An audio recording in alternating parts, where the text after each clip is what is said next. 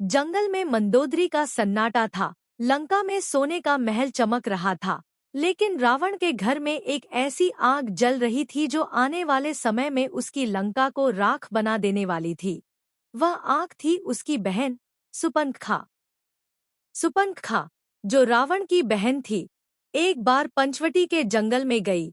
वहां उसने देखा कि भगवान राम और लक्ष्मण वनवास में रहते हुए भी तेजस्वी, दिव्य और शांत हैं। उसे राम पर प्रेम आ गया, लेकिन जब राम ने उसे शालीनता से ठुकराया और लक्ष्मण ने उसके नाक कान काट दिए, तब उसके मन में प्रतिशोध की ज्वाला भड़क उठी। वह दौड़ी लंका पहुंची, रावण से बोली, भैया, तेरी बहन का अपमान हुआ है, मेरी नाक काट दी गई। अब अगर तू रावण कहलाता है तो सीता का हरण करके दिखा। रावण क्रोध में आग बबूला हो उठा। अहंकार उसके मस्तिष्क पर छा गया। लेकिन क्या सुपंखा सच में सिर्फ बदला चाहती थी? नहीं, यही इस कथा का रहस्य है। असल में सुपंखा को पहले से आभास था कि रावण का अंत केवल सीता के कारण ही संभव है, क्योंकि उसे यह वरदान मिला था कि रावण का वध किसी मनुष्य के हाथों ही होगा, न कि किसी देवता या राक्षस के। वह जानती थी कि राम कोई साधारण मनुष्य नहीं, बल्कि विष्णु का अवतार है।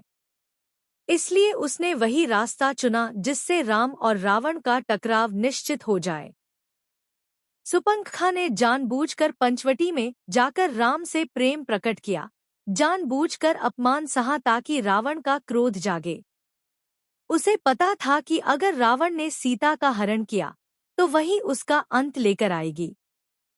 इस तरह सुपंखा ने ही उस युद्ध की नींव रखी जो धर्म और अधर्म के बीच होना तय था।